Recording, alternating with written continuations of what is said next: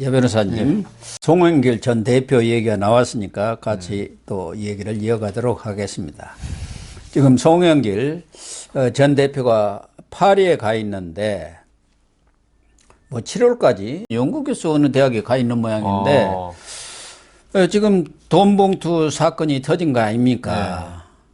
바로 그 돈봉투 사건의 전당대회가 바로 송영길 대표가 거기서 당선이 된 거 아닙니까? 그렇죠. 돈봉투를 0.몇% 차이로 뿌려가지고 0.59%로 그게 아까 얘기하는 홍영표 의원이 아주 그냥 이런 것보다 간발자로 떨어졌다고 하는 거 아닙니까?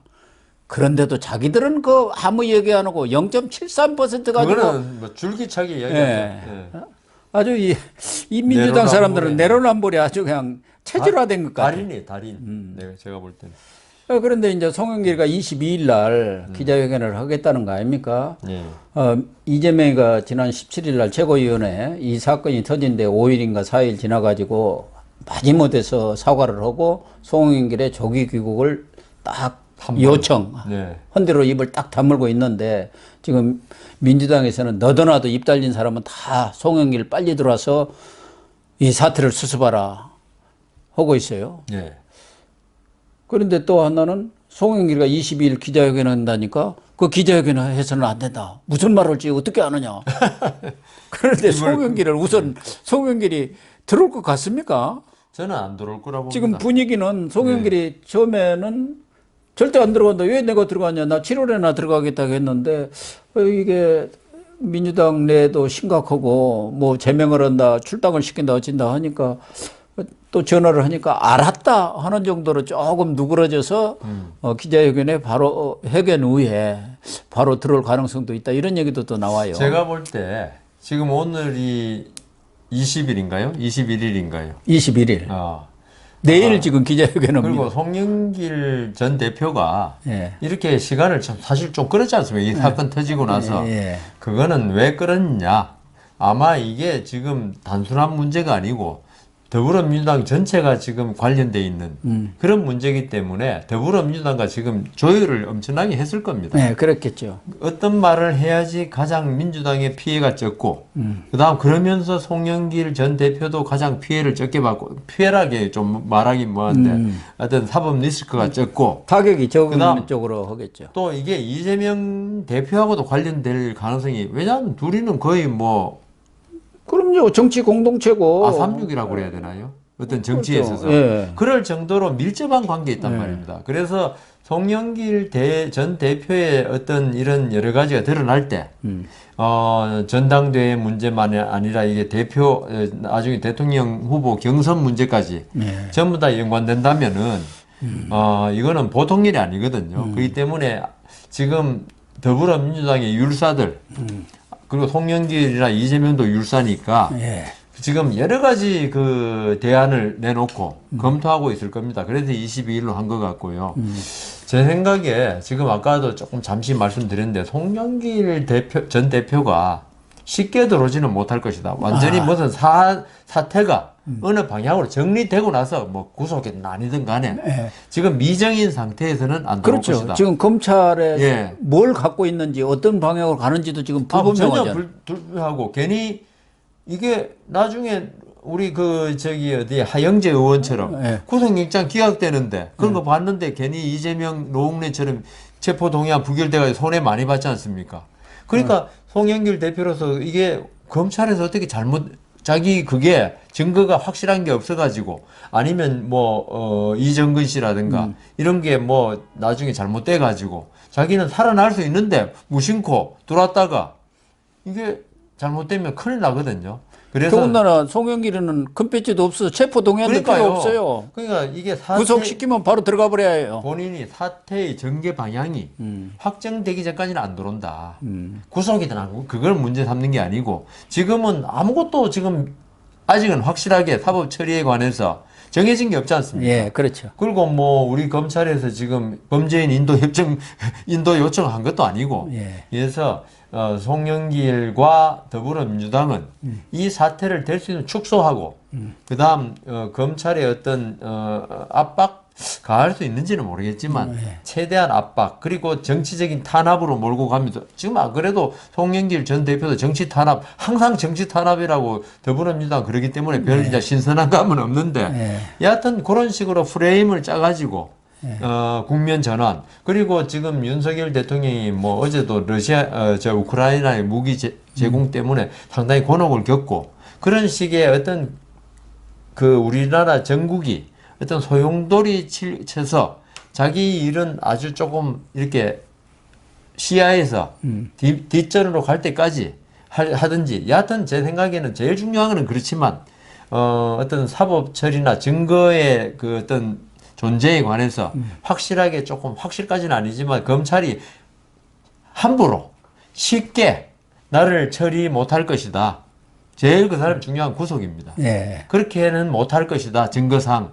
그런데 하는데 좀 힘들지 않을까요? 이정근 씨 노트라든가 이런 게 전부 다 지금 나온 상태에서. 네. 녹취록이 다 예, 나왔죠. 그리고 홍영표 씨라든가 반명, 비명에서는 그게 좋은 호재죠. 네. 지금 어떤 송영길의 어떤 이 송영길의 끈을 잡고 이재명까지 끌어당길 수 있거든요. 이 때문에 좋은 호재이기 때문에 계속적으로 이걸 갖다가 그런데 이제 그 반명, 비명도 쉽지는 않은 게 이게 문제가 크게 될 경우에 자기들도 다칠 수 있단 말입니다. 네. 그렇기 때문에 쉽지는 않은데 왜냐하면 더불어민주당 전체적으로 타격을 입으면 이제 총선이 한 1년 남았는데 그래서 이 부분에 관해서 하여튼 많은 이 논의가 오갈 것이고 하여튼 사법부에 관해 검찰의 어떤 방향이 결정돼야지 들어올 것 같습니다. 그러나 이제 뭐 민주당 내에서도 그런 얘기가 나오고 있습니다만은 일반적으로 보면은 이 돈봉투 사건이라는 게 정말 우리 정치사에서 사라졌던 돈 선거가 다시 이렇게 터진 거란 말이에요. 그렇다고 한다면은 지금 전체적인 그 이정근의 녹취록이라든가 관련자들의 그런 증언들을 보면 돈을 뿌린 건 틀림없는 것이고. 맞습니다. 그게 주도자가 송영길인데. 이라고 의심을 받죠. 더군다나 이른바 586, 386 운동권의 대북격이고 거기 아주 대표 주자격이고 그런 사람이 당 대표 제1야당 집권당이었어요. 그 당시. 그렇죠. 대표까지 한 사람이 이런 엄중한 사안에 대해서 해외에 도피해가지고 눈치나 보고 있다고 하면 그게 정치인이냐, 그게 큰 정치인이냐 이런 얘기를 들을 수밖에 없지 않습니까? 그러니까요. 의연하지 못한 거죠. 예. 그리고 근데 저는 이번에 더불어민주당 일부 의원들의 이 사건을 보는 시각에 대해서 깜짝 놀랐어요. 예. 300만 원이 무슨 밥값하고 기름값인데 뭐 그게 별거라고. 대수냐 이야기. 대수냐 하는데 지금 제가 수협 조합장 선거 사건도 변호해보고 했는데요. 2만 5천 원짜리 밥 한 그릇 얻어먹어도 거의 뭐 불구속 기소돼가지고 그러는데. 받는 사람도 50배인가 내버리지 않습니까? 그러니까요. 그것만 아니라 그 조합장은 구속입니다. 무조건. 2만 5천 원 여러 사람 주면 한 50만 원만 돼도 구속. 돈 선거는 지금 법원에 있죠. 입장이 뭐 입은 풀고 돈은 묵는다는 거 아닙니까? 그래서 지금 우리가 아까 말씀하신 대로 상당히 그래도 깨끗해졌어요. 60년대 고무신 선거, 막걸리 선거에 비해서 그런 어떤 검찰이나 법원의 어떤 강력한 의지에 의해서.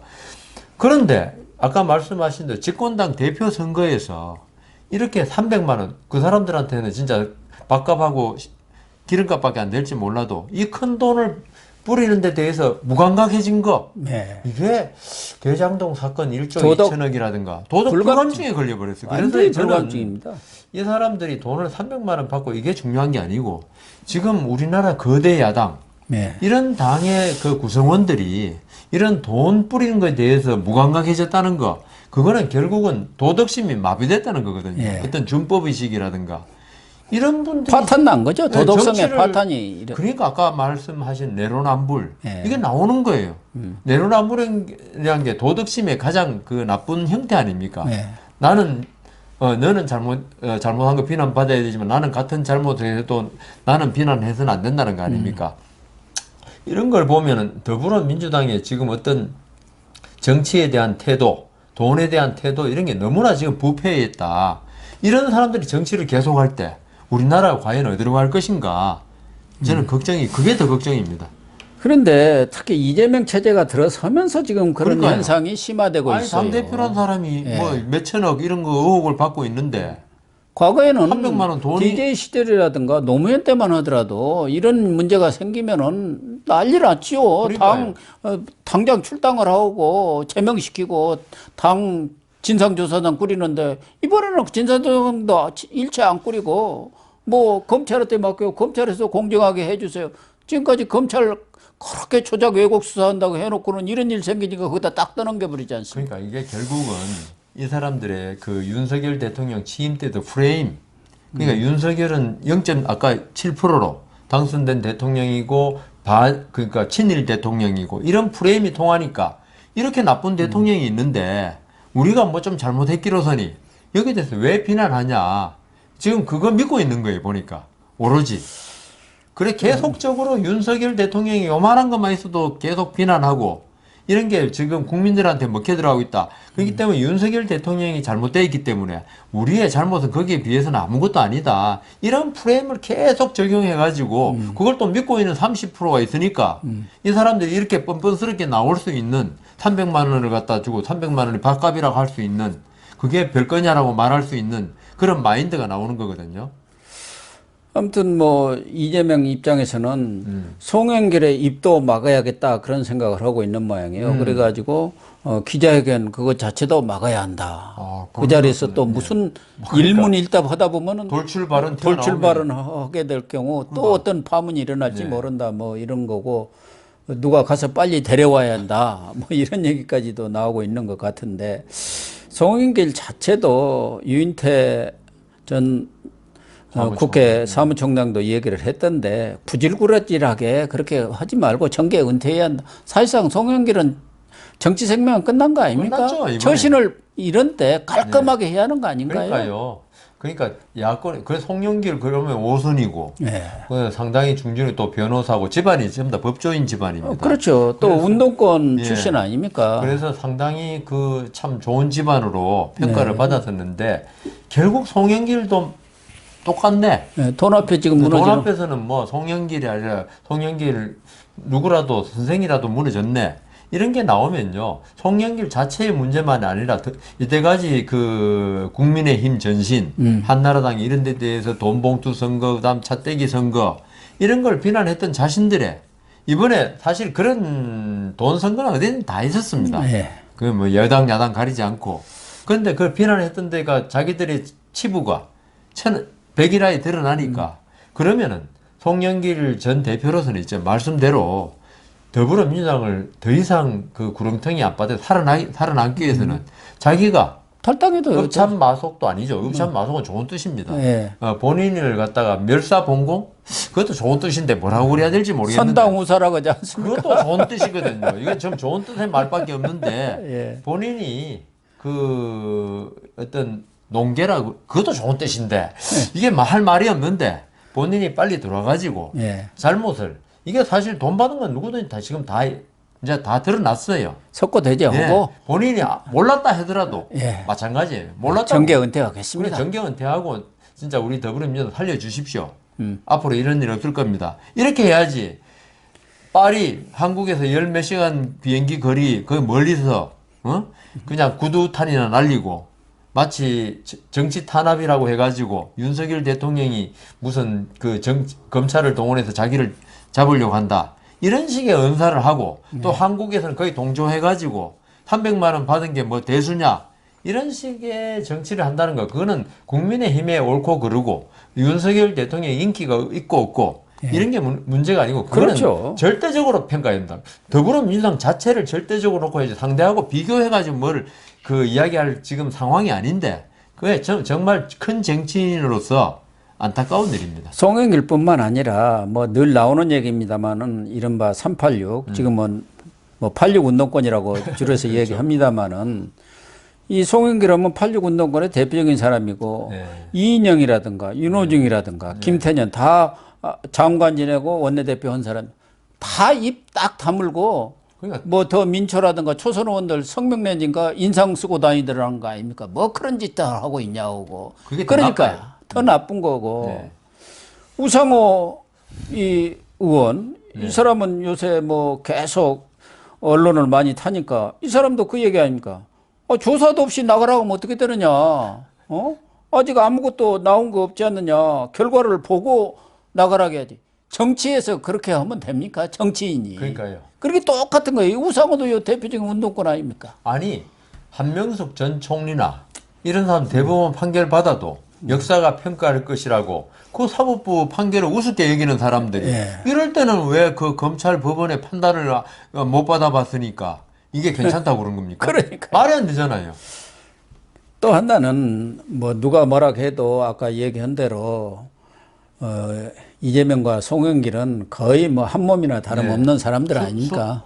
순망 제한이 되는 그런 관계인데 지금 송영길은 들리는 이야기는 이재명이 자기를 손절하려고 하는 데 대해서 분노를 지금 표명하고 있다는 거예요. 그쪽 얘기들이 흘러나오는 얘기는.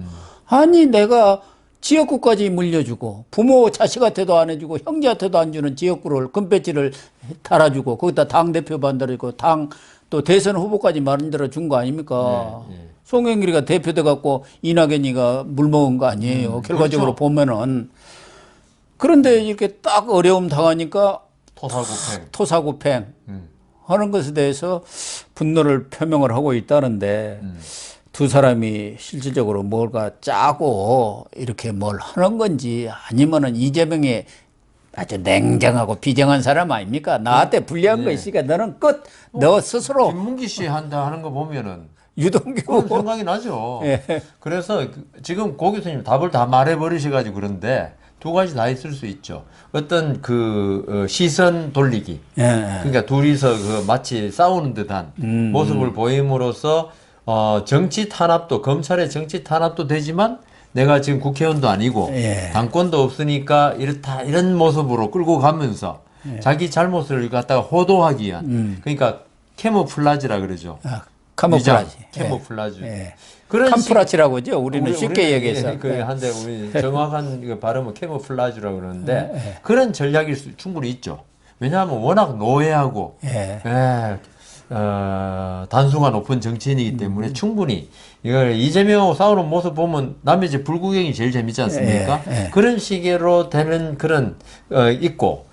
근데 우리가 좀 전에 말씀하신 대로 가장 확률이 또 있다고 생각하는 이재명 대표의 어떤 성격상 특징, 자기한테 이익이 될 때는 모든 걸 갖다가 혜택을 베풀어주고 딱 이거는 나한테 불편하다 하면 손절하는 거.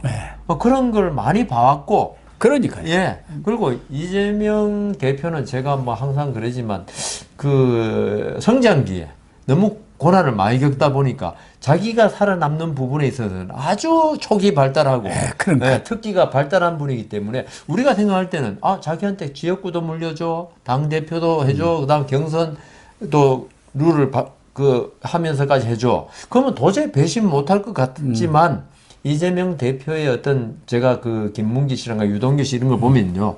우리가 모르는 아주 그런 성격이 있다 할 때는 지금 일부 언론에서 흘러나오고 있는 송영길 대표의 아까 우리 이정근 씨의 분노처럼 여자가 한을 품으면처럼 송영길 전 대표가 한을 품으면 서리가 내릴 수 있다. 이거는 아마 근데 이재명 대표도 전혀 원하지 않는 바일 겁니다. 왜냐하면 가장 비밀을 많이 알고 있을 거거든요. 근데 송영길은 그렇게 못할 겁니다. 그나마 자기가 정치적으로 다시 살아나려면은 이재명이가 2027년에 대통령이 되어야 날 거예요. 그런 계산을 할 수밖에 없기 때문에 이정근이야 뭐 자기가 뭐 더 이상 정치인도 아니고. 그러나 이 송영길은 자기가 쌓아놨던 그런 것들이 있고 자기 명예 회복을 하려면은 이재명이가 살아 있어야 하는데 같이 죽어버리면은 다 같이 죽지 않습니까? 그러니까 이제 아마 이재명이도 그런 걸 노릴 거예요. 너 해도 너는 절대 배신 못해. 못 열어 하게 있겠죠. 그런데 아까 말씀한 송영길 전 대표는 있죠. 이번 일이 이정근 전 부총장의 사건 전개 방향. 그리고 이번에 판도라 상자 열린 거 전개 방향 따라서 그 정치 생명이 끝날 수 있기 때문에 자기가 지금 아까 제가 말씀드린 대로 어떤 자기의 정치 생명 그리고 사법 생명이라고 할게요. 이게 확정되면은 어떻게 될지 모릅니다. 이건 도저히 헤어날 수 없다 싶으면 있죠. 예. 결단을 정치인이기 때문에 그런 결단을 잘 내릴 거예요. 아무튼 뭐 22일 한번 날이니까 봅시다. 어떤 기자회견을 하는지 네. 아니면 또 기자회견 자체를 못할지 못할지. 이걸 좀 지켜보도록 하겠습니다.